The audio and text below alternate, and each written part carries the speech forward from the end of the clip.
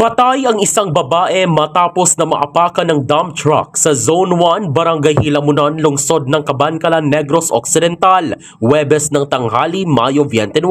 Kinilalang namatay na si Maria Cecilia Martinez, 49 na taong gulang, habang ang driver ng dump truck ang kinilala na si Jean Berondo, 58 taong gulang, parehong nakatira sa nasabing barangay. Sa impormasyong nakalap ng K5 News FM Cabancalan sa lugar ng aksidente, habang angkas ang biktima sa motorsiklo ng kanyang mister na si Leonardo papunta sa isang libing. Nag-overtake ang dump truck at natamaan ng minamanehong motorsiklo ni Leonardo. Dahil dito, natumba ang biktima at lumusot sa ilalim ng dump truck, gayon din si Leonardo. Subalit nakagapang pa si Leonardo habang si Cecilia ang hindi na nakaligtas. Naapakan ng dump truck si Cecilia at kinalagkad pa ito dahilan na nawasak ang kanyang ulo. Sa ngayon, nasa kustodiya na ng mga pulis ang driver ng dump truck. Balita mula sa Negros Occidental, Zairo Vanalbay.